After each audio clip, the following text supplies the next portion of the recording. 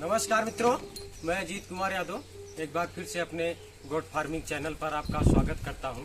दोस्त, बहुत सारे किसान भाई के बकरी पालन जो कर रहे हैं, जो फार्मिंग कर रहे हैं, उनका एक विषय बना हुआ है कि बकरी को, अपने जो कमज़ोर बकरी हो वो उसको मोटा कैसे करें या तंदुरुस्त कैसे करें। क्योंकि वो बोलते हैं कि सभी चीज़ में खिला रहा हूँ, दाना मिश्रण दे रहा हूँ, मिनरल मिक्सचर दे रहा हूँ, तो सभी चीज़ में खिला रहा हूँ और समय से डिवार्मिंग कर रहा हूँ, हर चीज़ कर रहा हूँ, फिर भी बकरी को तुम मोटी नहीं हो रही है, तंदुरुस्त नहीं हो रही, वो पतली की पतली ही रह जा रही है। तो आज मैं आपको बताऊंगा कि उस बकरी को कैसे, आपको क्या खिलाना है कि वो बकरी आपकी तंदुरुस्त हो जाए। तो चलिए, मैं देरी न करते हुए वीडियो को स्टार्ट करता हूँ। तो अगर आप, सबसे पहला काम ये है कि अगर आप उस बकरी को डिवार्मिंग नहीं किए हुए हैं तो सबसे पहले आप डिवार्मिंग करें, यानी पेट के कीड़े की दवा दें। और कीड़े की दवा आप अगर 3-3 महीने पे देनी होती है। अगर आप जैसे आज कीड़े की दवा पिला दिए हैं तो 3 महीने बाद ही आपको फिर पिलाना है। तो उसके बाद भी अगर जैसे डिवार्मिंग आप कर दिए हैं, डिवार्मिंग करने के बाद आपको जैसे कि कम्प्रोवाइज चलता है और लोग करते हैं, तो उसके बाद आपको लीवर टॉनिक पिलाना होता है, जैसे 3-3 ml पिलाना होता है। जैसे कि डिवार्मिंग भी आपको 3 किलो पर 1 ml दवा चलती है। तो उसी तरीके से आपको, अगर बकरी को 10 दिन तक, जैसे डिवार्मिंग करने के बाद 10 दिन तक का आपको लीवर टॉनिक चलाना है। और लीवर टॉनिक चलाने के बाद फिर उसके बाद आपको करना क्या है, जैसे आप जो उसको चारा खिला रहे थे, जो पहले से रोटीन बनाए हुए हैं अपनी बकरियों को, उसमें कुछ आपको बदलाव बिल्कुल नहीं करना है। जो आप उसको खिला रहे थे उसको आप बराबर खिलाते रहिए। क्योंकि अगर आप एकाएक चारा बदल देते हैं बकरी को, जैसे आप गेहूं का भूसा खिला रहे हैं या पैरा की कुट्टी खिला रहे हैं या भुट्टे की कुट्टी खिला रहे हैं, तो अगर उसको एकाएक आप बदल देंगे तो बकरियां खाएंगी नहीं।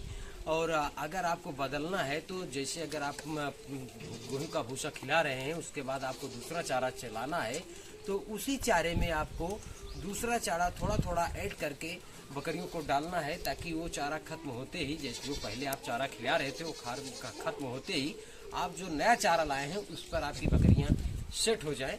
तो चलिए, मैं बताता हूँ कि आपको कैसे करना है। उस बकरी को जो आप खिला रहे हैं उसको खिलाते रहिए, जो दाना मिश्रण दे रहे हैं वो देते रहिए, जो मिनरल मिक्सचर दे रहे हैं वो भी देते रहिए। सबसे पहला काम आपको मैं बता दिया कि आप डिवार्मिंग कर लें।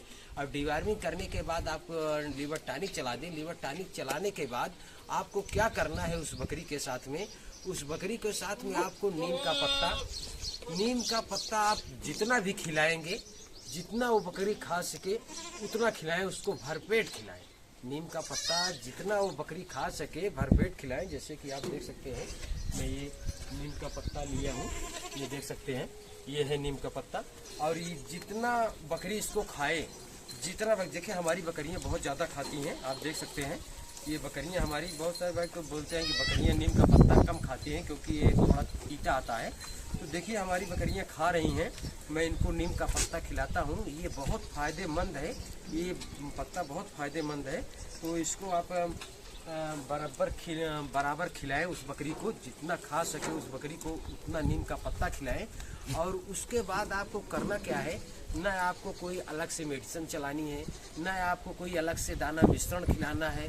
कोई चीज़ आप 1 पैसे की उस पर लागत न लगाएं।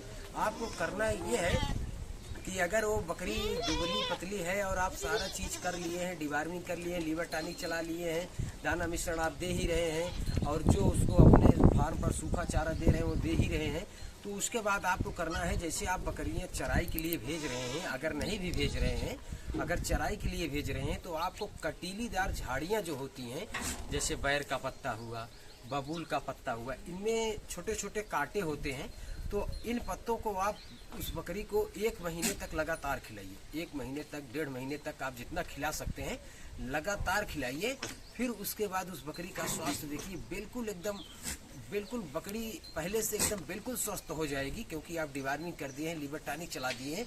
इन पत्तों में इतना जादू होता है कि ये पत्ता जब कटीलीदार झाड़ियाँ खाएगी वो बकरी, तो बिल्कुल एकदम मोटी ताजी हो जाएगी। क्योंकि जैसे आप फार्म पर फार्मिंग कर रहे हैं, अगर आप उन्हें फार्म पर खिला रहे हैं, तो अगर वहाँ से आप उस बकरी का चराई पर नहीं भेज रहे हैं, तो उसको कुछ 10-15 मिनट के लिए या कुछ देरी के लिए, अगर चराई पे जा रही तो कोई बात नहीं है, अगर चराई पर नहीं जा रही तो उसको थोड़ा टहलाना चाहिए बाहर। इससे ये होगा उसका जो डाइजेशन है, वो पाचन शक्ति जो है वो बढ़िया से भी सही से काम करेगा, तो ज़्यादा खाएगी। और जो मैं झाड़ियाँ, कटीलीदार झाड़ियाँ बता रहा हूँ, जैसे आप अपने आस पड़ोस में या गांव देहात में जो बकरी पालन किए हैं, जो चराई पर देखते हैं, बिल्कुल रखते हैं, दिन भर वो चराते रहते हैं, तो उनकी बकरियां आप देखते हैं बिल्कुल एकदम स्वस्थ रहती हैं, मोटी ताजी रहती हैं।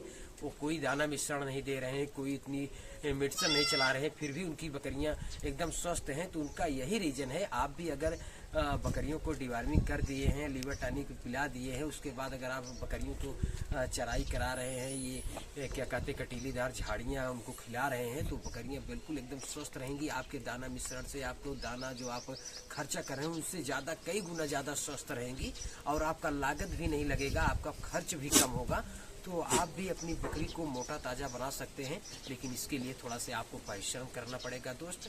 और अगर आप फार्मिंग में टिकना चाहते हैं और कमाना चाहते हैं, तो आप पर हमारा ये उम्मीद है कि आप परिश्रम से बिल्कुल नहीं भागेंगे, और ये तरीका सबसे बढ़िया तरीका है। तो दोस्त बस आज के लिए इतना ही, फिर मिलते हैं नेक्स्ट वीडियो में। तब तक के लिए नमस्कार, धन्यवाद।